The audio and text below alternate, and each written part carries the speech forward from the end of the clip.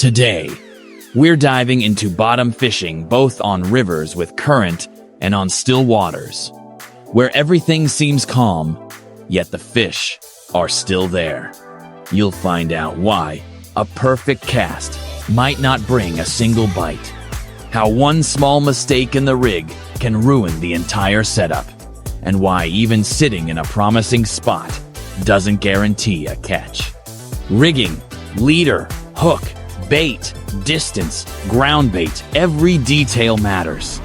We've gathered 10 key mistakes even experienced anglers make, and added one more that's rarely talked about, but it's often the difference between going home empty-handed and having a real fishing session.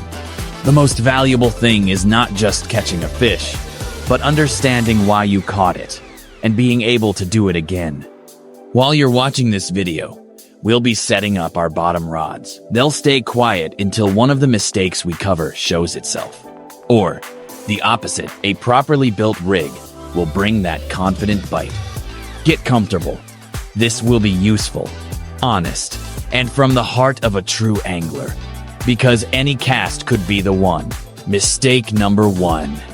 Incorrect casting and what you do afterward. One of the most common mistakes is casting the feeder freely and then dragging it along the bottom. As a result, your ground bait gets spread out and the bait ends up far from the main feeding spot. The fish might simply never find it. Here's how to do it right. After the feeder hits the water, slightly tighten the line immediately so the rig settles properly and doesn't drift with the current.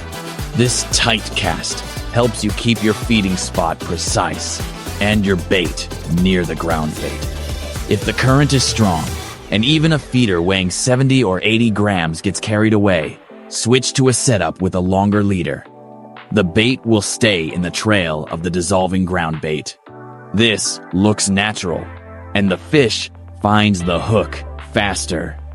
Don't forget, the cast is not just a throw, it's the beginning of the entire fishing process.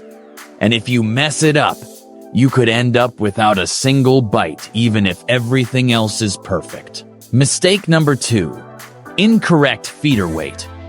If you're fishing in a current and your feeder gets dragged away within a couple of seconds, it means the weight is too light. This isn't just inconvenient. The fish might never reach your spot because the ground bait is being carried downstream. On rivers with moderate current, like the Volga below Tver, standard feeders weighing from 40 to 70 grams usually work well. But if the current gets stronger, especially in areas with uneven bottom, sudden drops, or local holes, you need a different strategy. In such places, fish often hide from the flow, and to reach them, anglers use feeders weighing from 120 to 140 grams. That's not excessive. It's necessary to keep the feeder from being dragged along the bottom. You also need to consider the rig type. A sliding feeder, short leaders, braided line, and larger hooks.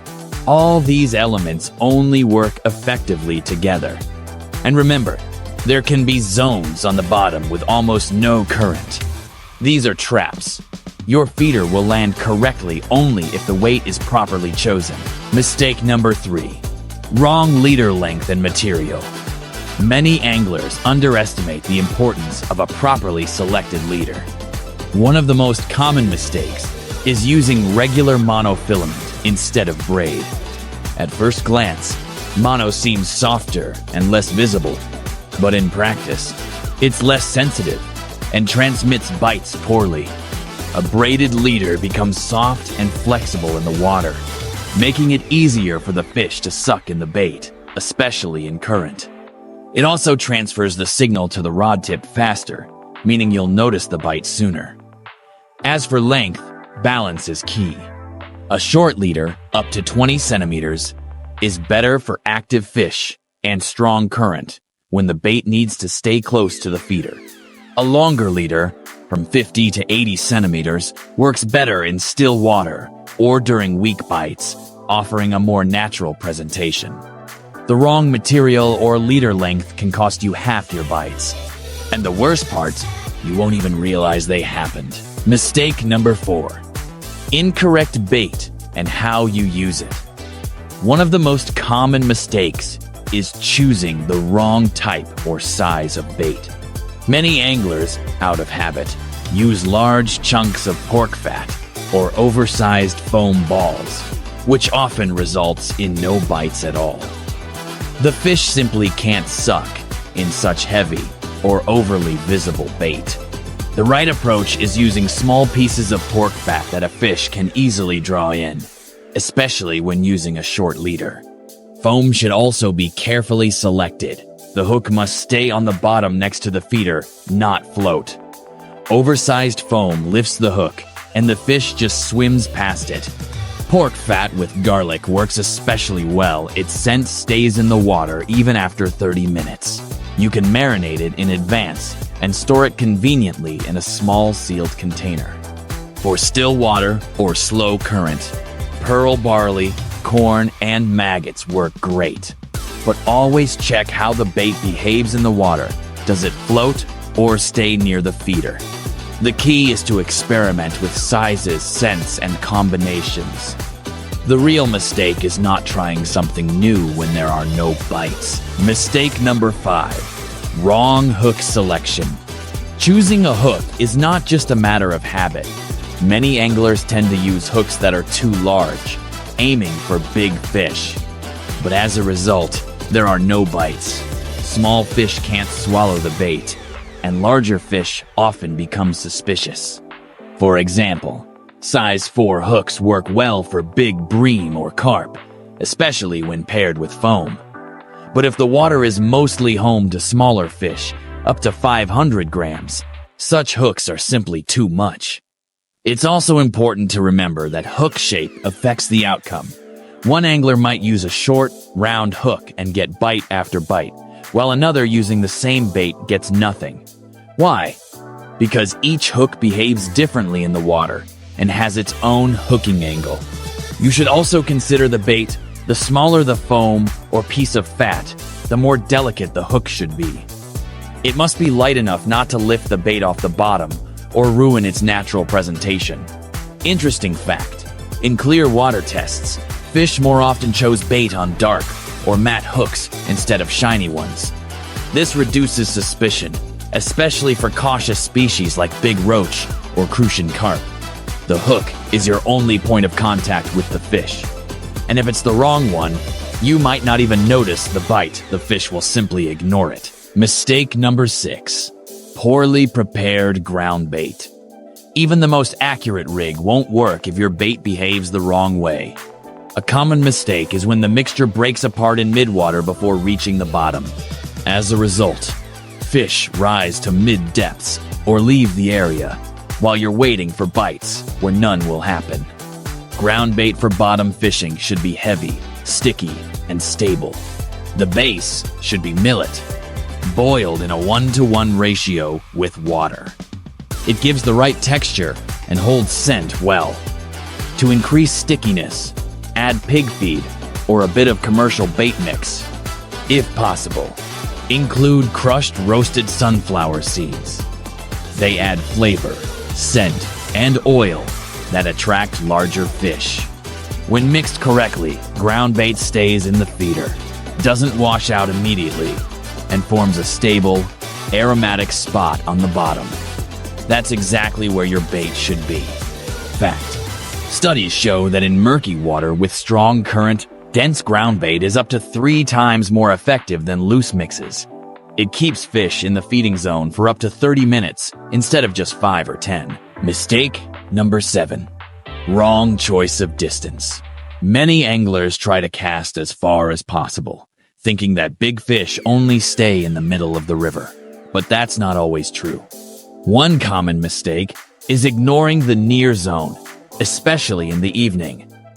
In practice, it's often the case that big bream or silver bream come closer to the bank just 15 to 25 meters out.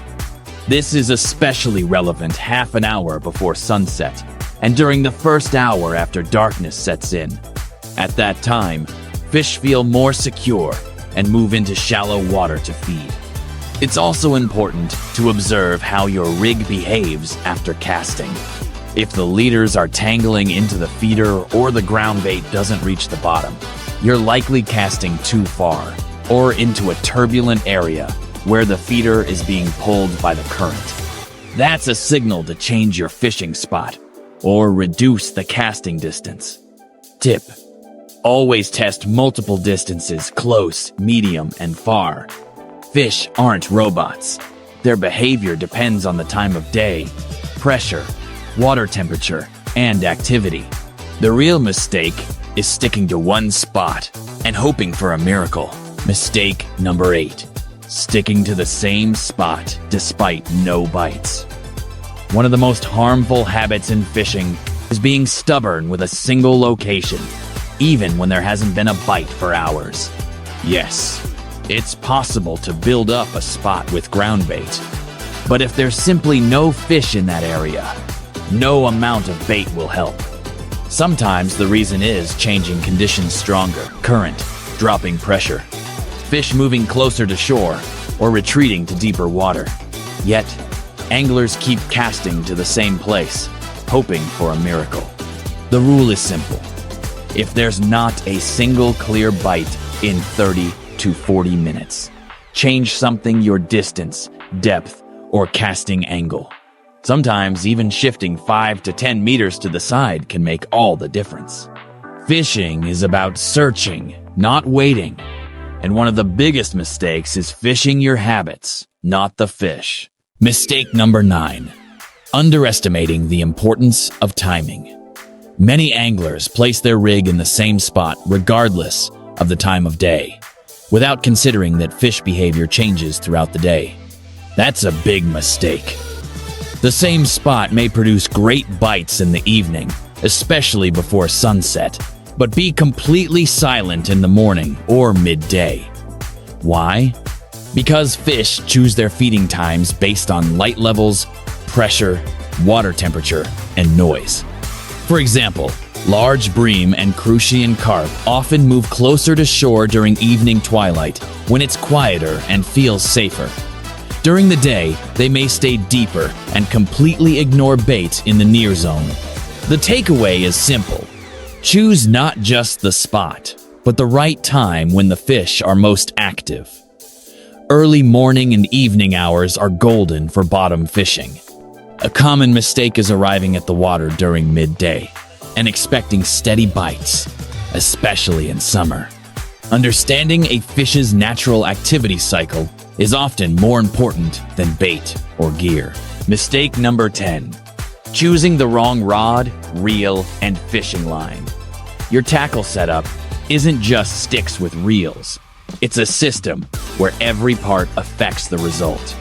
If you choose the wrong rod, reel, or line, fishing turns into a fight with your gear instead of a fight with fish. Let's start with the rod. Many anglers use telescopic rods, especially 2.4 meter models, as a universal solution. That's convenient, but it's important to understand their real load capacity. For example, if your feeder weighs 70 grams, and with bait it becomes 110 or even 120, not every telescopic rod can handle that, especially if there's no marked test rating. One wrong move, and it can snap on the very first cast. Fiberglass crocodile rods are much more durable. Heavier, yes, but far more reliable in any weather. Now, the reel. A common mistake is using a cheap reel not designed for real loads. Sure, some models from AliExpress do the job for a while and even survive a whole season. The white models with metal bodies proved solid. But remember, if a fish pulls hard, don't reel it in by force. The reel isn't for dragging, it's to take up slack after playing the fish with the rod. Size matters. A 4,000 reel is good for standard setups, while 5,000 is better for heavy feeders or long-distance casting. The body strength matters more than the brand. It must withstand pressure, especially during hard casts. As for bait runner systems, they're really only useful if you're specifically targeting carp. Most anglers won't need them. Now about line. Monofilament is elastic, absorbs sudden pulls, and is great for beginners. But if you need sensitivity and better bite detection at range, go for braid. Just don't forget to strike properly, or you'll break the leader. Bottom line, choose gear that matches real conditions and load demands. Don't cut corners on components under stress. The mistake is using a weak reel, thin line, and overloading the rod and then wondering why everything breaks. Mistake number 11. Fear of failure and skipping a fishing trip because you think there won't be any bites. This isn't a technical mistake, but it might be the most serious one: fear of failure. Many anglers cancel trips when the forecast looks bad.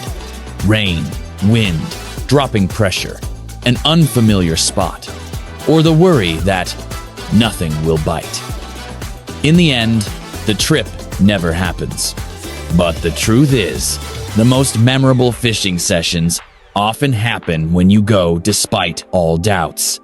One time, even with a thunderstorm approaching and rain pouring, I went anyway and not only relaxed, but caught an excellent haul. Everything suggested I should stay home, but it turned out to be the right decision. The goal isn't just to catch fish, but to be in nature, gain experience, and learn to read the water in all conditions. Even if there are no bites, that's not a failure, it's a step toward understanding. And sometimes, on the days when everyone else stays home, the real fishing magic happens. The takeaway? Don't be afraid of a bad day. A true angler doesn't go for a guarantee, they go for the moment, for the feeling. And while others wait for perfect weather, you already know how burbot bites during pouring rain. We've just gone through the 11 most common mistakes in bottom fishing, and as you can see, any one of them can ruin your chances of success, even if you're in a promising spot and the fish are there. Your cast, feeder weight, leader length, bait, hook, ground bait, distance, and timing all need to work together like one well-tuned system. But just as important is not being afraid to go fishing. Even when the weather isn't perfect or the forecast looks grim, experience only comes with practice, and every bite is the result of your choices, observations, and skill. If you recognized your own mistakes in this video or picked up something useful, don't forget to like, subscribe, and hit the bell. There's more honest, hands-on advice coming your way, all based on real fishing trips. Thanks for watching, and may your next bite leave no doubt you did everything right.